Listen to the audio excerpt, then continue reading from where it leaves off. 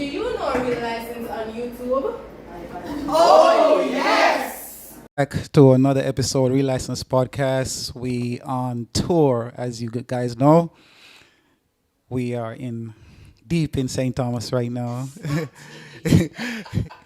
Rural Eastern St. Thomas. Place I'm really, really familiar with. This is what? Third leg of the Real License Homecoming Tour. We're up on the ground for real.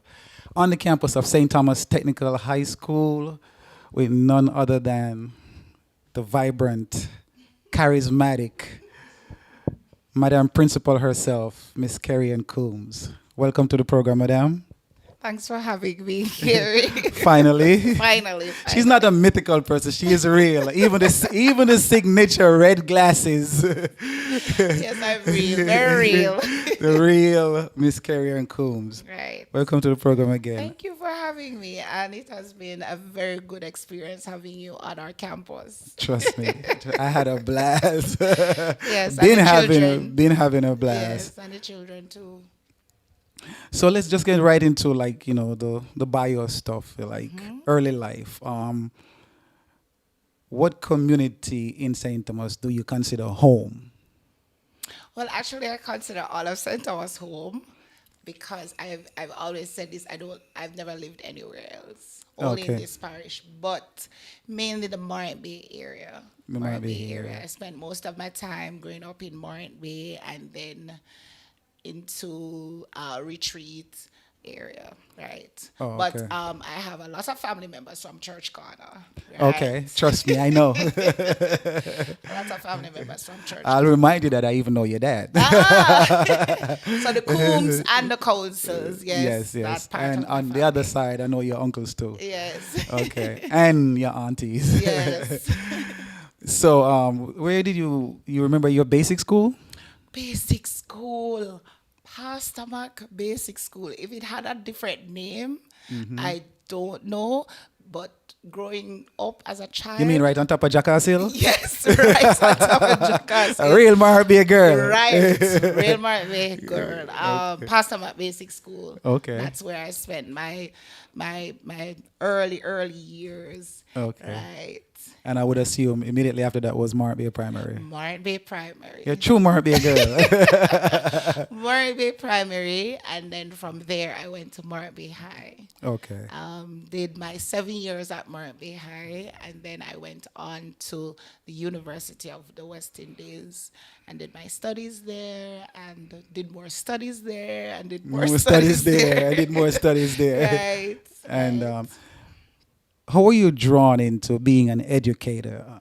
And it's a two-part question. And did Marbay High School influence that initial step? Well, I put it this way. I've always said teaching chose me. Okay. I went to UWI. I did my first degree, and then after I left UWI, trying to get a job and all of that, I ended up teaching at St. Andrew High School for Girls. That's where I started in my early years. And then I really liked it. And so when my time ended there, I said, I wanted to stay in teaching because of the experience I had there.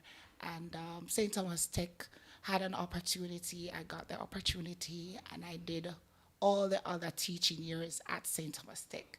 So I stayed in teaching primarily because of my love for young people. I'm always involved in activities with young people, whether it was from a church perspective or from the school perspective. Young people, they're my thing. And so I ended up being like a mentor to many. And so I really stayed in teaching because of that.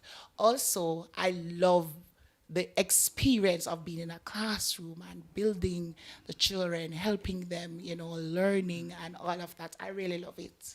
Okay. And it comes effortlessly to me. And so I So really teaching stayed, chose you. Yeah, I stayed in it because of that. Did Morant Bay High impacted the choice or the experience? In a way, because I really had very, very good teachers at Morant Bay High School. I had very good work relationship as a student to well, with my teachers. I was very involved in school life, and so those teachers that impacted me already made me understand how it is that I'm supposed to operate as a teacher, the ethics that are necessary for the profession, and being true to yourself, as well as, you know, building the children and helping the children to grow. So I had that experience at Marabay High throughout my 7 years there, and so it had its place. It had its place. Definitely had its place. And I don't want to call any names, Gary, to say this teacher specifically or that teacher specifically, because Too many to name. yes, and I really want to acknowledge that my third form year was a very monumental year in my life, wherein my classmates and my form teacher then, who was Mrs. Taylor Brown, she had a very impactful Marsha Taylor Brown? yes, Marsha Taylor Brown had such a great impact on me. And of course, I do believe that period in my life is a transformative experience. And so I want to shout out, I want to give a shout out to the class of 1998, 3N class at that time, and Audley and the others who stepped in and helped me. And I'm here today because of them. And so, yeah. I know Marsha Taylor very well. Yes. A shout out to Marsha. Oh, yes. A big shout out to Marsha, of course. So I want to pivot to a question as it pertains to social aspect concerning the history of St. Thomas. I was looking around and thinking, like, this school, St. Thomas Technical High School, is probably the only school in the parish that bears the name of the parish. Yes, it does. And I want to ask you, given the important history of this parish, when historians or people in general think about St. Thomas, Jamaica, one of the first things they think about is Marbury Rebellion, Yeah. and the importance of The Marbury Rebellion. that history as it pertains to liberation of Jamaica and what it represents worldwide. Do you believe that schools in this parish, specifically yours, since you're the one in the hot seat right now, do you believe that schools have a responsibility to curate and preserve that history and the legacy of Paul Bogle? Do you think schools are responsible for that? I would want to think yes, even if it's not being done the way it should. Through our civics programs in school, as well as through history classes and social studies, of course, our children are introduced to aspects of the Marbury Rebellion.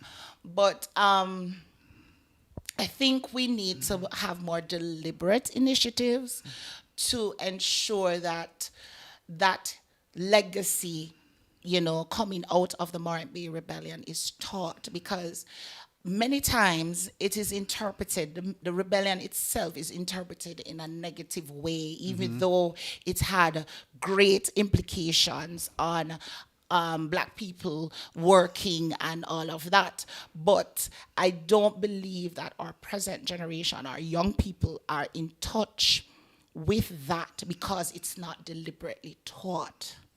And I do believe as a parish at the secondary level and also at the primary level that greater initiatives are needed to integrate the teaching of the rebellion, that critical understanding of the rebellion, its purpose then, and how it has impacted our parish, how it has impacted Jamaica, as well as the Caribbean region and globally. So I do believe that is necessary, and it will require that even at the local level, within the various schools, we do our own curriculum implementation and maybe integrate it more through the teaching of civics, especially at the lower grades, first or third form. So yes, I do believe it is necessary. One of the reasons I asked that question, you know, I do these T-shirts that says a lot of things about the parish. Yes. There was someone roaming the streets of Mark Bay with a T-shirt that says Mark Bay Rebellion, and someone approached her and asked, "What is that?" Because the people of St. Thomas itself, they are not aware of what it is. And even the idea of visiting Stony Gut, persons can't identify with the community to understand the historical context of what it took to march from Stony Gut to To Spanish Town. to Spanish Town. And Just think about that. yes, and the whole work of Paul Bogle, and as well as George William Gordon, of course, but Paul Bogle being ours, and the sacrifice made at that time, and the legacy. Let me say the legacy is good and bad, yeah, but the legacy of that rebellion and its place for us. Many people in St. Thomas don't know. And that's sad. That is sad. And that is why we're here. It is a sad reality. It is a sad reality. But I must say, though, it's a part of our history, too, that many persons try to go around. That's the reality. Gary, we don't come to the table and discuss that aspect of our history. As a matter of fact, can I say that as people from St. Thomas, we have such a rich cultural heritage, but yet it is often looked on in a negative way. Oftentimes it is, because even when we think of Kumina in and of itself, persons perceive Kumina in a very negative way. But if you look at it from the historical context of its purpose in liberating our ancestors, you tend to appreciate it more. I'm not talking about the spiritual aspect of Kumina. We're talking about the communication aspect. Right, and its relevance in the history of our people. So I do believe we have a rich cultural heritage in St. Thomas, but it is often seen in a negative light. And so schools really have a responsibility to make that shift in terms of ensuring that which is positive. To make sure it's deliberately taught. Yes, it is deliberately taught, and that which is positive is the focus. Cool. Next question. How does St. Thomas Technical High School fit into the regeneration of the parish? You guys being the Eagles, can the parish be likened to a phoenix rising from the ashes? Meaning, is there real hope for better, or is it just pipe dreams? Given what's going on in the parish, given what your school's logo stands for, we're kind of like literally in the ashes right now. Have you seen the dust on the road? Yes, we are. Trust me, there's a whole lot of dust on the road. So is there? It is for better. It is for better. It is for better. So there's real hope. There is real hope. It is for better. But I do believe as a school, we have such an important role to play in building this parish. And it is something that we are very much aware of. And let me tell you this, it's not only because we're saying that we are the St. Thomas Technical High School, no, that's the name. But the very fact that we are the only technical vocational high school in the parish, with a direct approach in our curriculum to place emphasis on skills training and vocational training to ensure that our young people exit this institution with a skill, certified at the NCT vet or City and Guilds level. It means something for the parish. It means that when they leave us, they are helping to build the parish with their various skill areas, ensuring that their skill training, even if it takes them to the international level, they can, of course, give back. When you think of this school community, there are great people come from St. Thomas Tech, you know. Absolutely. Why you take us simply, you know. Because when you think of Professor Malton Edwards, who is the president of the Renaissance Foundation. He's a past student of St. Thomas Technical High I know who School. he is. Okay. And when you think of Dr. Anika Logan, Don't know who she is. okay, but I'm telling you, she's from St. Thomas Tech and Okay. doing great things in the States as a school leader, as a principal. Okay. And there are so many other names. Dr. Peter Nelson. Tell me, say you hear about Peter, you know? Never. Oh my God! I don't know who he is. Please tell me. Peter is doing great things in the field of chemistry, very pioneering work at the University of the West Indies and Oh. in Jamaica, in the Caribbean. Come on. Okay. Gary, Hook me up. people. Hook me up. Those are our people. And Okay. so it is with a great sense of pride that as I serve this institution, I feel good not only because these great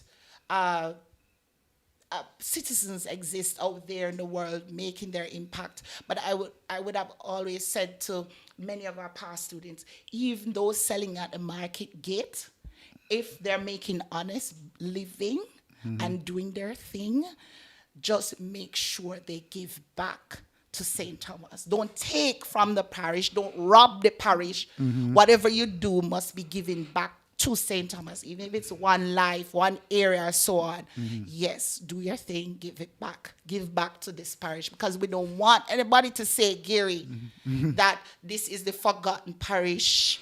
Oh, I hate And, that. oh my God. We don't like it, but it is often said, or we don't know enough about St. Thomas. But that in and of itself, we have a responsibility to make the world, starting with Jamaica, make Jamaica understand that St. Thomas, we are a beautiful place, beautiful people, lovely, natural, and human resources exist in our parish. And that is how St. Thomas Technical fit in the regeneration Yes, most of this definitely. parish. We are home of the eagles.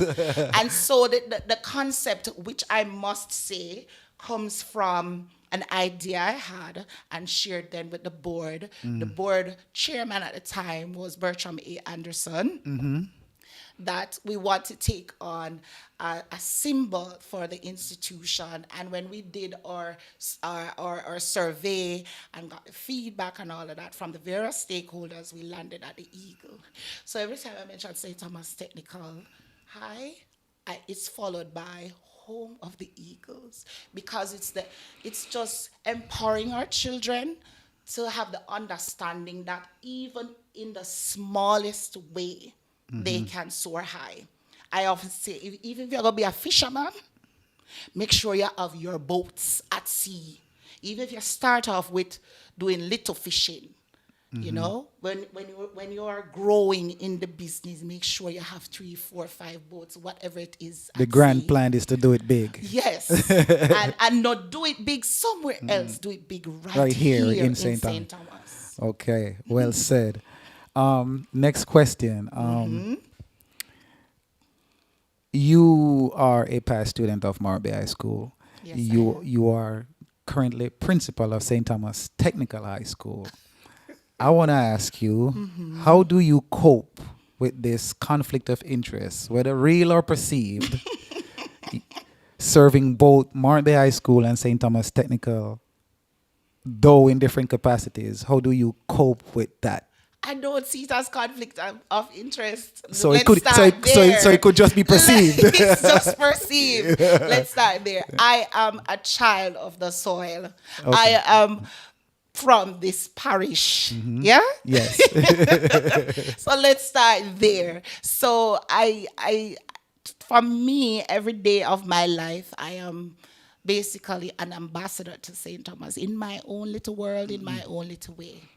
So yes, I went to the Marby High School. Love Marby High School, bad.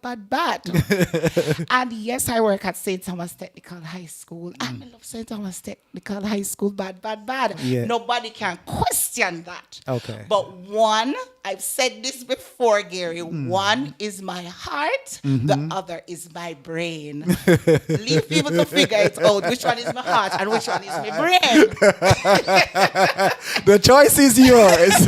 You could choose whichever one is in the heart and whichever one is in the brain. Yes, which brings me to the point, both organs are very valid to the human function. So Very important. Very key. you can't function I don't, without the brain. I You can't function I don't without think the anyone. heart. I don't think anyone is more important than the other. So I'm not going to name which is the heart, which is the brain. I'll leave that for interpretation. I'm gonna say to you that is a brilliant answer. But I enjoy serving. I enjoy serving Morant High School, especially through the work of the alumni. And I enjoy serving St. Thomas Technical High School as principal. And Case closed. Case closed. Point Gary. blank. Period. Right. St. Thomas all day, every day. Yes. At the end of the day, I'm still choosing St. Thomas. At the end of the day. Still choosing Final St. Thomas. question, because I know you're a busy woman. Right. Where do you see yourself and this institution in the next 10 years? In the next 10 years. Still leading. Mm-hmm. There are so many school improvement goals, school improvement plans and goals to be achieved. I do want our students to understand that they are at a top institution, not to compare themselves with others that are doing well, but know that this is home and this is their place to soar as eagles. Can I tell you something? I was driving here today and I thought the road this side of the parish was just as bad as what's going on the other side. No. And when I approached Orange Walk, I got this feeling, because I'm familiar with the area. I used to work up the street at Isaac Bryant Health Center. And I'm like, I kind of felt at home. It is home. What is wrong with you? I kind of felt like, even though I'm not in Maribel licensed area, I kind of felt at home, like, wow, I know where I'm at. Let me tell you something. St. Thomas Technical High School students are coming from all over the parish as well as Portland. But you see, the relationship that exists in terms of the school with the communities, I can tell you this is home. And I'm not just talking about Eastern St. Thomas. I'm not just talking about Dalvey, Duckenfield, Cheswick, or Wheelers Field, Arcade, or Winchester. Rollersfield, yeah, and the list goes on. I'm not talking about only this side. Yeah. But wherever the parents are coming from, they give the support. Princey, we're looking forward to having this, or we really would want to have this at the institution. And then you have the alumni body, though they may not be as organized as some institutions as yet. I can tell you they give so much. Just about maybe 3 weeks ago, one of our past students, Arlene Ilton, just donated $2,000 to assist children who are in need. And whenever we call on the community and the stakeholders, they show up. So in the next 10 years, of course, this institution will be bigger, not only in terms of infrastructure, but bigger in terms of the imprint that they will make in this parish and, of course, nationally. There's so much hope for this institution. And, of course, as the motto says, excellence through education. So we're making that mark of excellence wherever we go, Gary. Wherever we go. I like the way you speak with passion about your school and your parish. Yes. Listen, Love the parish bad. Listen. Thank you for being on the program. I dreamt of this for a long time. Thank you for having me, Gary. And thank you for letting so me come on much. your campus. Spoke to a couple of your students on camera, and they were so vibrant. They are just as vibrant and charismatic like their principal, I tell you. Oh, gosh. Love them bad. Love them Yeah, bad. they're something else. So thank you again. Thank you so much for having And me. I wish you and your institution well. Thank you so much. And- I know and you're by- very passionate about this And by parish. extension, the parish and the country. Yes, I know. All right. Thank you again, okay? Thank you so much. All right, we out. Remember, subscribe to the Real License Podcast, Oh, because yes. we getting ready to do bigger and bigger and bigger and better things, all right? Most We out. definitely. Oh, gosh, yeah. I enjoyed my interview with you. Yes. It was Please ensure to subscribe to Real License on YouTube. Thanks for watching. Hope you enjoyed the program. Please check out our apparel at thereallicense.com. And remember to like, share, and subscribe to the channel. It doesn't cost any money unless you're just acting funny. Haha, you hear what my baby said.